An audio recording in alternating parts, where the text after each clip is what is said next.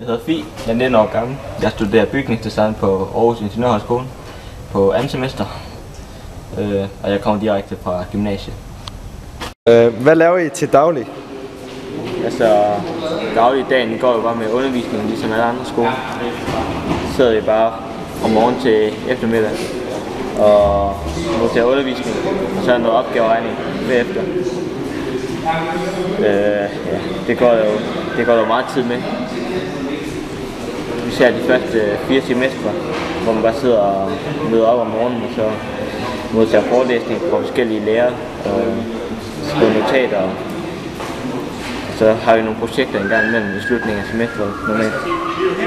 Hvad kommer du til at arbejde med? Jeg kommer primært til at arbejde med beregninger af bygninger og konstruktioner for entreprenører eller arkitektfirmaer. Jeg kommer til at samarbejde med arkitekter om nogle projekter. Ellers så er det primært beregningsarbejde. Beregne, hvordan en bygning kan holde, hvis der kommer en orkan for eksempel. Og jordskælv, så er sådan nogle ting.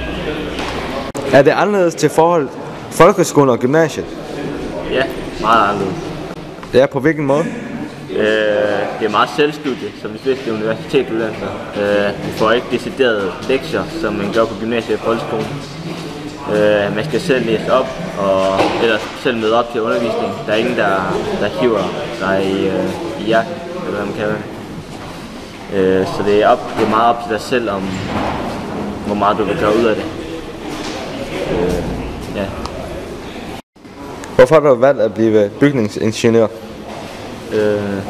Primært på grund af, at som ingeniør har man store muligheder, både i Danmark, men især også i udlandet. Og især bygningsingeniører, de kommer ud og de kommer både ud på byggepladsen, de sidder ikke kun på kontoret, de kommer ud og observerer og ser, hvordan det går med det projekt, de har gang i. Og det er jo meget spændende, synes jeg. Ingeniører, de laver mange ting, der findes jo mange ingeniører, og især bygningsingeniører, dem synes jeg er nok dem, der kommer mest ud udenfor på byggepladser og sådan ting.